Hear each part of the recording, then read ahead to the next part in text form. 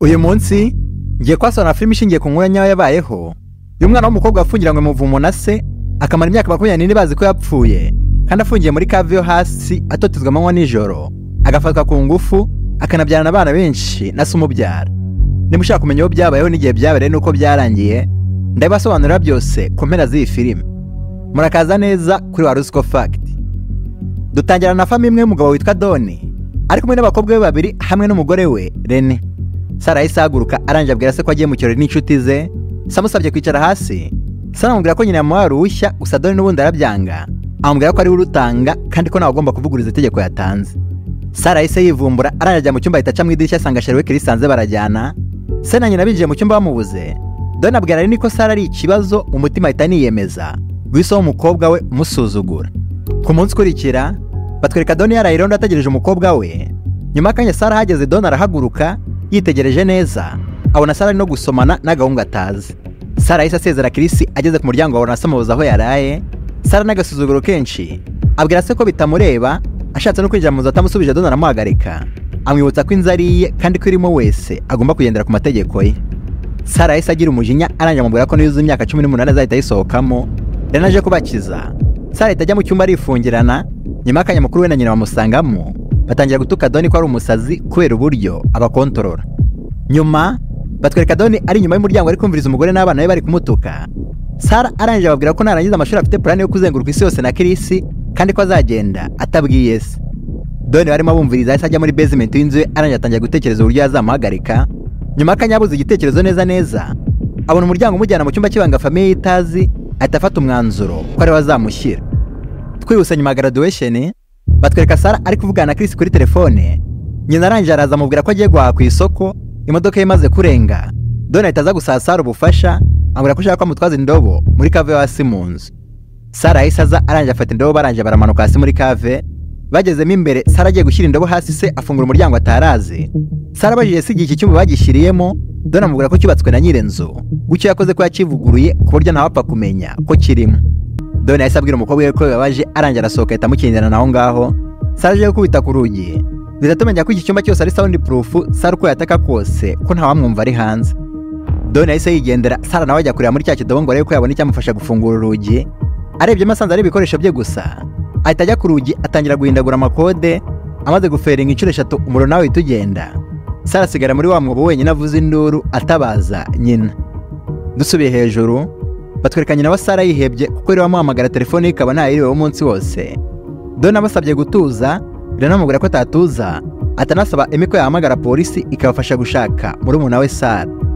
Ku munsi ukurikira batwereka Sara yumva se afungura urugero ajya kumuhisha inyuma y'igikuta. Se amaze kwinjira Sara aramwirika asohoka yiruka agira ngo aramucitse gusa ageze imbere ahora n'undi rugi rufungurwa na kode. Sara ahita amenya ko nta chance afite yo gusohoka muri iki cyumba. Doni yahise amukurura amatwi aranje amugorora muri cya cyumba. Sara amubajije impamvu ari kubimukora. Doni amubwira ko agasuzuguro kari ko kamukozeho kandi ko kuva uyu munsi nta cyuma azongera kubona ko buri kintu cyose azajya ashaka kuva uyu munsi azajya abanza akagira gufata ku ngufu umwana wacyo kibyari. Badusubije hejuru batwereka polisi zaje ziri kuvugana na nyina wa Sara. Afande abajije nimba ari ubwa mbere Sara agiye atababwiye cya Doni yita kiza kimubwira ko asanzwe abacika ndetse ko yari afite na plani yo kuzenguruka isi yose atamubwiye. Afande yahise ababaza nimba ari imyenda y'ibura maze Doni avuga ko Sara yatwaye imyenda ye myinshi n'igikapu cye. Afande yongeye kubabaza nimba ari uwo bakeka ko baba bajyanye.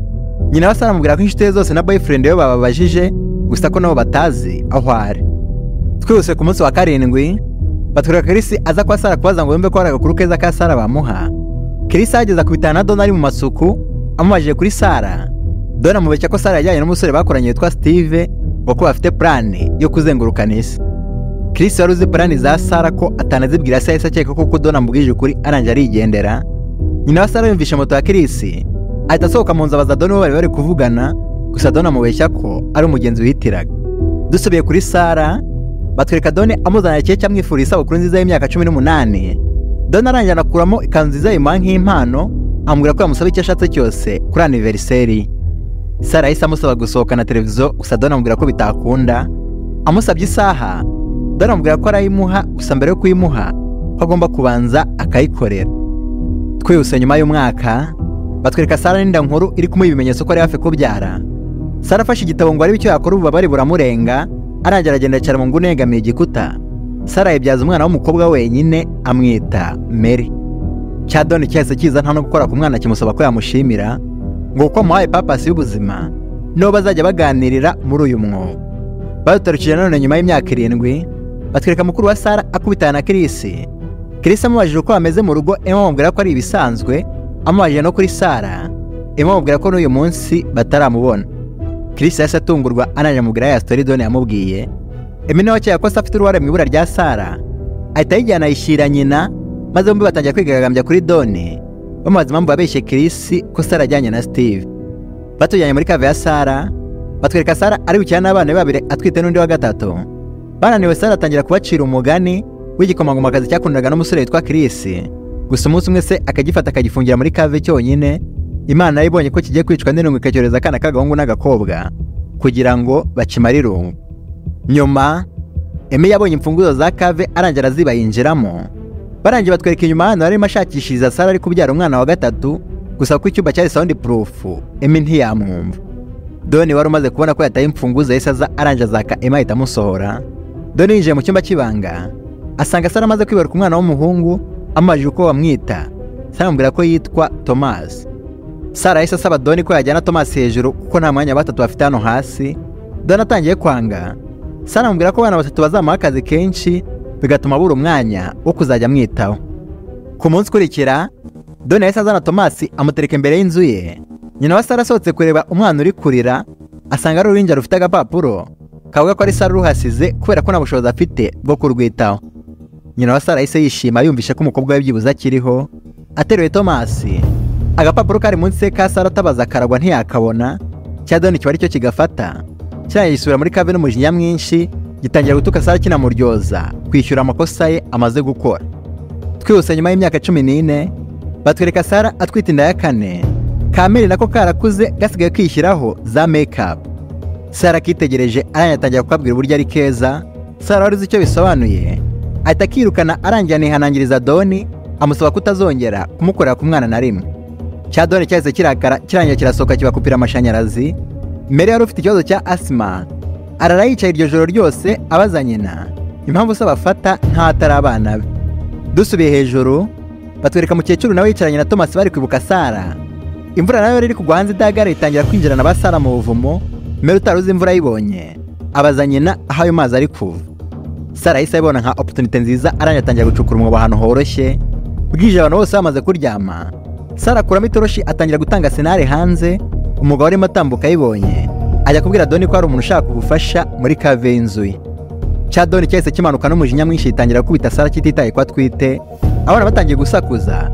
Cya Doni yita gisohoka, gusa Sara atangira kuvirerana bituma byara umwana igihe kitageze kubw'amahirwe make avuga yanapfuye. Twihuse nyuma y'imyaka 18 batwereka Doni yicaranye n'abana be bari kumubaza igihe bazasohokera muri uyu mwobo. Doni abonye ko abana bari kwivuga bariserera bateranya na nyina, abwira ko ari ubitera. Cya Doni cyahise gisohoka abana barangiye basigara bari gutukagura nyina. Sara bimurenze ahita atangira kumenagura amasahani n'ibindi bintu byo mu nzu. Abana babonye nyina arakaye bamusaba imbabazi, bamubwira ko ntacyo bazongera kumubaza. Muri iryo joro Sara yabonye ko nakugumya abitsi banga arangije amagara abana be yemeza kubabwiza ukuri. Ababwira ko wa mugani waraga bacira w'igikomangomakazi na Chris bwari ubuzima bwe yabaga babwira. Sara yababwiye ko yakundanaga n'umusore witwa Chris gusa se amuzira kubi. Doni nawe anavumbuye ko bazamucika Sara yuje imyaka 18, aramushuka muzana muri ubuvuma mufungiramo akajya mukubita akanamufata ku ngufu bikabaviramo kuvuka. Abana bumvise story yose barangiye batangira kurira Mary waranahwera. Gusa Sara basezeranya ko azakora igishoboka cyose bagasohoka hano ari bazima. Twihuse nyuma y'imyaka 19 batwereka Doni atana n'utwe twose yirukanwe mu kazi. Mu rugo rwatakibasha kubatunga hasi wo muri kave warumiwe nta kikibageraho. Doni yagiye no kureba muri email ye arangiye asanga message ya banki musaba kwishyura mu minsi 30 cyangwa bagateza inzu ye. Doni abonye ibibazo byamubanye byinshi, yiyemeza kwica abana be bari muri kave mbere ko ibibazo byisuka bikamubana akayabo. Nyuma Doni yahise afata umugozi awushyira muri shampoma y'imodoka, ikindi gishagishyira mu kadirishya akajyana umwuka muri kave. Doni arangiye yatse imodoka itangira kujyana imyotsi mu cyumba cya ba Sara, maze abana batangira gusufura kubera ibyotsi by'imodoka barimo bahumeka. Aho kanya Thomas yahise aza, cya Doni kigira ubwoba gihita kizimya imodoka. Thomas amaze kuganira na Sagiye, cya Doni kigarura agatima kiricuza kijya kureba abana bacyo muri kave, gusa kigezemo gisanga Mary ameze nabi asimirenda kumwica. Sara yahise amwinginga amusaba ko bajyana umwana kwa muganga atarabapfana. Doni yari utangiye kugarura ubumuntu, yumvikana na Sara ko bagiye kujyana Mary kwa muganga, gusa ko Michelle aramusigamo hano. Sara yagira ikosa na rimwe akora, Michelle akazapfiramo hano wenyine. Sara yahise yemera, barangiye barasohokana. Binjiye muri salo, Sara amarira yenda kugwa kubera ibyishimo byo kubona hanze nyuma y'imyaka irenga 20. Sara bageze kwa muganga, abadokiteri batwara Mary batangira kumuvura. Sara na se bajya gutegereza hanze igisubizo cya muganga. Nyuma umuganga yaraje abaha igipapuro cyo kuzuzaho imyirondoro ya Mary. Amaze kugenda, Sara asaba Doni ko yajya kwihagarika, gusa cya Doni kiranga kimubwira ko agomba kuzifunga mpaka no mu rugo. Sara yacunze cya Doni kirangariye muri telefone, arangiye asuka amazi kuri cya gipapuro. Doni agiye gusaba ikindi, Sara ahita akoresha amahirwe ye ya nyuma yari asigaranye, arahaguruka aragenda. Cya Doni kimubonye kiramukurikira, gusa mbere yuko kimugeraho Sara abwira wa muganga na polisi ko ashaka ubufasha. Polisi ihita izifata Doni bamujyana kumufunga. Dusubiye mu rugo kwa Sara, batwereka polisi yisohokana na ka Michelle kari kasigaye muri cave. Nyina wa Sara na Thomas bamubonye baratungurwa, mukecuru atangira no kurira ko atiyumvishaga uburyo umugabo we yaba shitani kugeza kuri uru rwego. Nkuko nababwiye ku ntangiriro, iyi filime tumaze kureba ni historia nyayo yabayeho. Ibi byose tumaze kureba byabaye ku mukobwa w'umunya-Australia witwa Elizabeth, washimuswe na se Joseph akamufungira mu buvumo bw'inzu yabo kuva mu 1944 kugeza mu 2008. Elizabeth rero muri iki gihe cyose cy'imyaka 24 yayimaze atotezwa, afatwa ku ngufu, ndetse nubwo muri filime batweretse ko babyaranye abana 4 gusa. Mu buzima busanzwe Elizabeth na se babyaranye abana 7, gusa umwe muri bo yitaba Imana kubera amakosa ya Joseph batweretse muri filime. Muri abo bana 7, 3 muri bo bajyanywe hejuru na Joseph agenda basiga imbere y'inzu ye abeshya ko Elizabeth basiga kubera ubushobozi buke, naho abandi 3 bakaba barasohotse nyuma y'uko nyina akinnye umutwe Joseph bari kwa muganga.